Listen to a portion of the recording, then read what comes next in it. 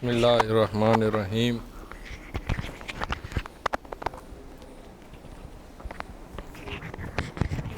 ہمارا موضوع ہے غرس القیم والمفاہیم۔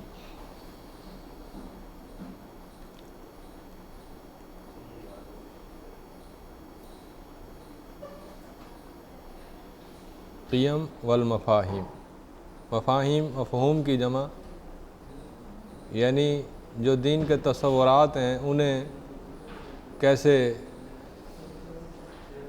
متربی افراد کے اندر شامل کیا جائے، داخل کیا جائے،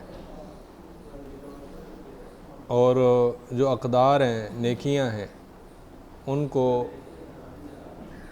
طلباء کے اندر کیسے داخل کیا جائے، شامل کیا جائے۔ تو اسلامی جو مفاہیم ہیں وہ توحید ہے، آخرت ہے، دنیا کی حقیقت ہے، عبادت ہے، حسن اخلاق ہے، محبت، اللہ اور رسول کی محبت ہے، اور قیم کے اندر والدین کی خدمت ہے، حقوق العباد ہیں۔ تو یہ چیزیں بچوں کے اندر کیسے شامل کرنی ہیں اور داخل کرنی ہیں،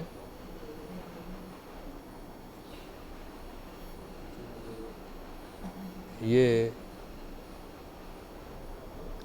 اس سلسلے میں وہ کہتا ہے کہ ایک تربیتی ہفتہ وار درس ہونا چاہیے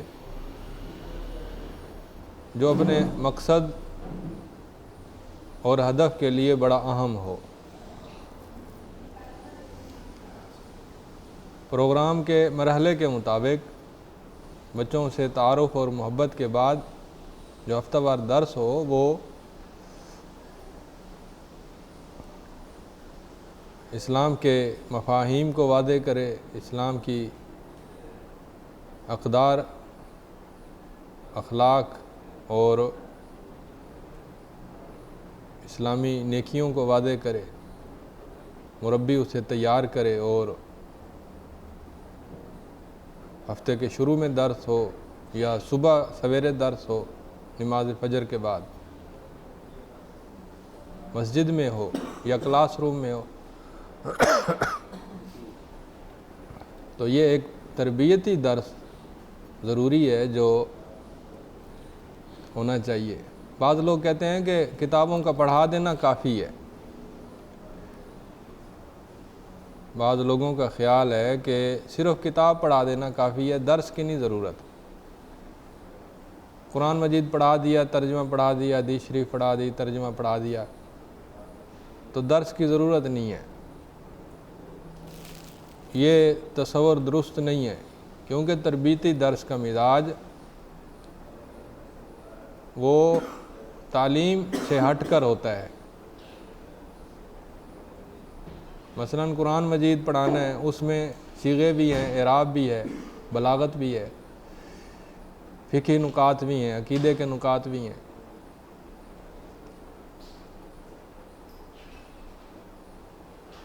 اس کے علمی نکات پر پہلو دیں گے تو تذکیری پہلو کمزور ہو جائے گا، تذکیری پہلو پر محنت کریں گے تو علمی پہلو کمزور ہو جائے گا۔ اسی لیے الگ سے ایک طاقتور غذا کی ضرورت ہوتی ہے۔ بعض ماہرین ایسے ہوتے ہیں کہ وہ دونوں چیزیں نبھا لیتے ہیں، قرآن کی تعلیم تدریس میں، حدیث شریف کی تعلیم تدریس میں وہ تذکیر اور علم دونوں چیزیں نبھا لیتے ہیں، لیکن ایسے لوگ کم ہوتے ہیں۔ تو درس کو پیش کیسے کیا جائے؟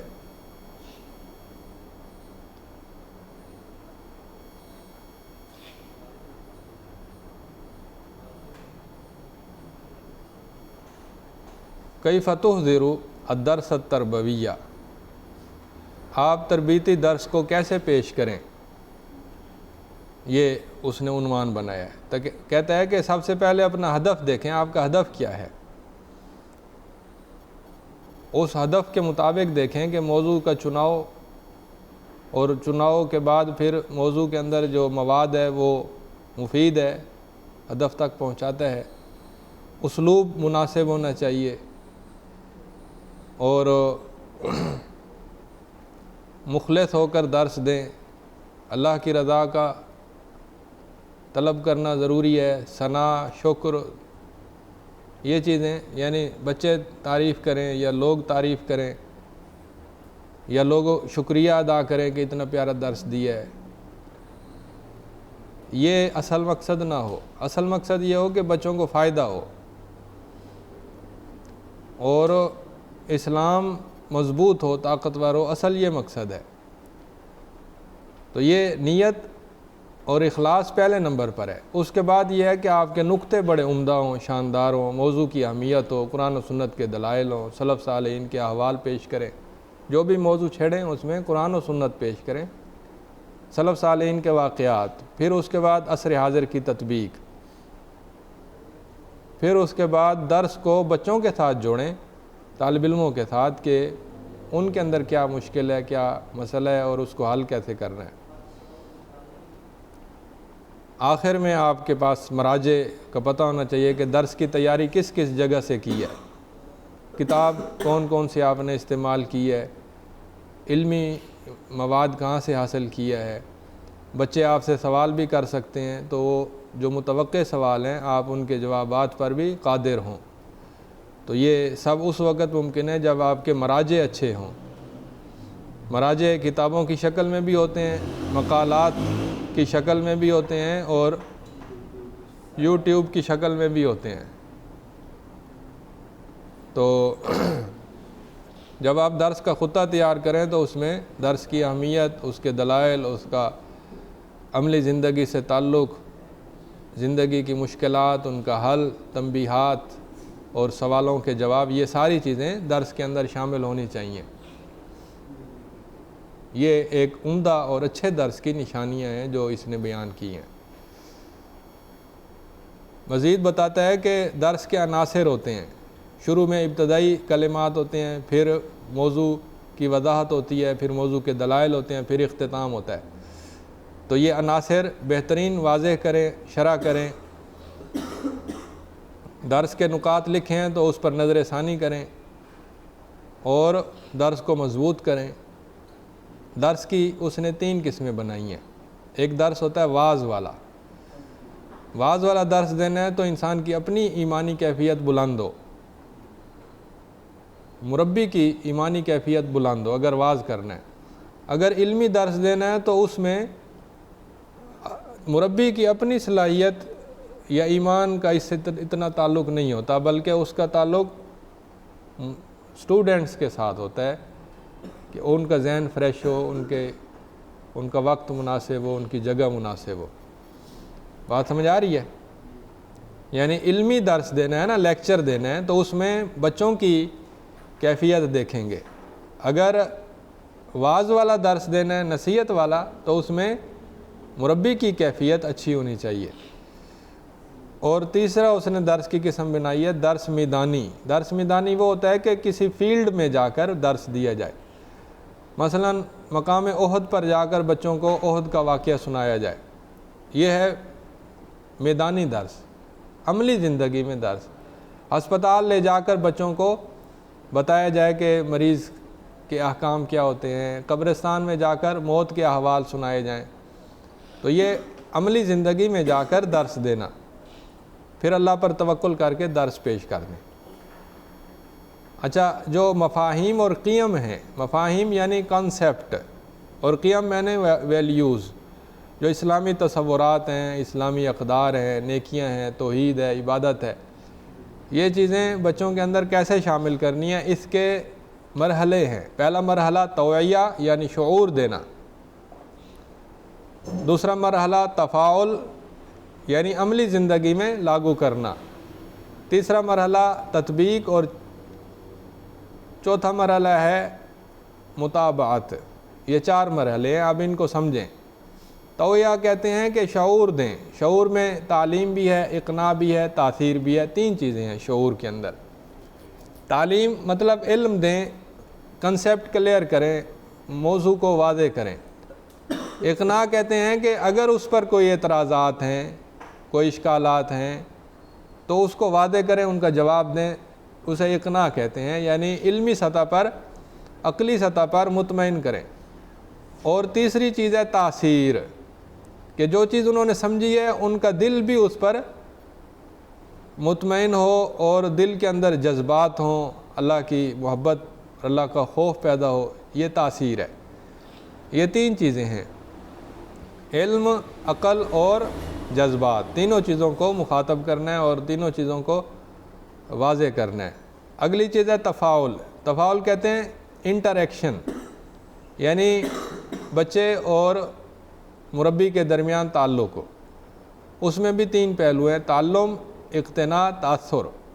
تعلم کہتے ہیں کہ بچہ مطمئن ہو جائے کہ اس نے واقعی کچھ سیکھ لیا ہے، اسے سمجھ آ گئی ہے، یہ تعلم ہے۔ اقتناع کہتے ہیں کہ وہ عقلی سطح پر مطمئن ہو جائے کہ اس کا اشکال حل ہو گیا ہے۔ اور تاثر کہتے ہیں کہ وہ اپنے دل میں وہ کیفیت محسوس کرے جو اس موضوع سے متعلق ہے، توحید ہے، توحید ربوبیت ہے، توحید الوہیت ہے، آخرت ہے، موت ہے، تو وہ ان چیزوں سے متاثر ہو اور وہ تاثر قبول کرے۔ یہ دو نقطے ہو گئے، دو مرحلے ہو گئے۔ تیسرا مرحلہ ہے تطبیق کا، کہ جو چیز سمجھائی ہے وہ اس پر عمل بھی کرے۔ مثلا نماز پر درس ہے تو وہ نماز کی اہمیت کو سمجھ کر پھر نماز کے اوپر روٹین بنائے، عادت بنائے اور ناغہ نہ کرے، پابندی کرے اور راسخ ہو جائے اپنے مفہوم کے اندر اور سلوک کے اندر۔ یہ تطبیق ہے۔ تطبیق میں مشکلات ہوں گی، رکاوٹیں ہوں گی۔ درس سننے کے بعد فوراً عمل شروع نہیں ہوتا، بلکہ اس میں رکاوٹیں ہوتی ہیں، 1 دن، 2 دن، 3 دن۔ صفحہ نمبر 66 ہے۔ اور چوتھی چیز ہے مطابعت۔ مطابعت کے 4 پہلو ہیں۔ مطابعت کہتے ہیں کہ بچوں کی پیروی کرنا، اسٹوڈنٹس کی، طالب علموں کی پیروی کرنا۔ پیروی کس چیز میں؟ کہ جو چیز انہیں سمجھائی ہے اور جو انہوں نے عمل کرنا ہے اس کی نگرانی کرنا، یہ ہے پیروی، مطابعت۔ تو یعنی توعیہ صرف لیکچر میں ہوتا ہے، توعیہ، شعور دینا۔ اور دوسری جو چیز ہے وہ ہے تفاعل، بچے کا متاثر ہونا، یہ بھی لیکچر میں ہوتا ہے۔ لیکن تیسری چیز جو تطبیق ہے، یہ تربیت میں ہوتی ہے کہ اس کو عملی طور پر لاگو کرنا اور پھر اس میں جو رکاوٹیں ہیں وہ دور کرنا۔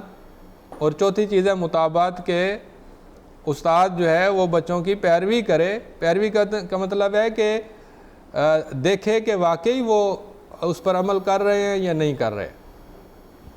مطابعت کی اس نے 4 چیزیں بنائی ہیں۔ قیاس یعنی میئرمنٹ، پیمائش کرنا کہ عمل کتنا ہوا، کتنا نہیں ہوا، روٹین کتنی قائم ہوئی، کتنی نہیں ہوئی۔ دوسرا ہے توجیہ۔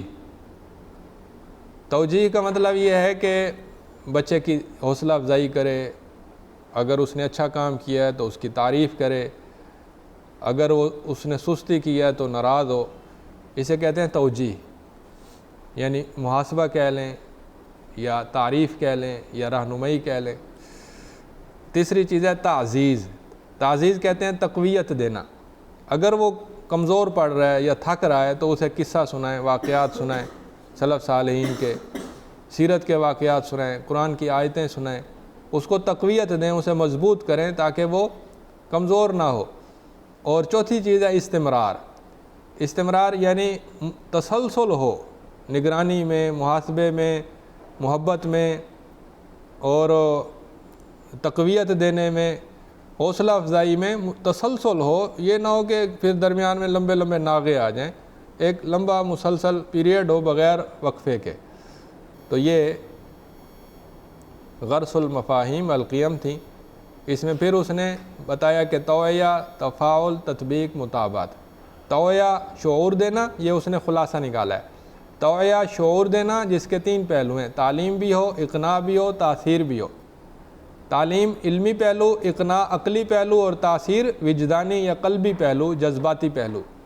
تفاعل کا مطلب ہے تعلم، بچے کا سیکھ جانا، اقتناع بچے کا عقلی سطح پر مطمئن ہو جانا، اور بچے کا متاثر ہونا، اور تطبیق یعنی عملی میدان میں شروع ہو جانا، اور مطابعت یعنی پیمائش کرنا کہ کام ہوا نہیں ہوا، رہنمائی کرنا، حوصلہ افزائی کرنا، تقویت دینا اور تسلسل قائم کرنا۔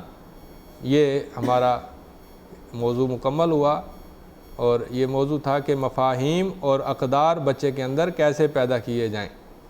یہ موضوع یہاں پر مکمل ہو جاتا ہے۔ تو اس نے آخری صفحے پر اس نے خلاصہ نکالا ہے، یہاں پر بات کو ختم کرتے ہیں۔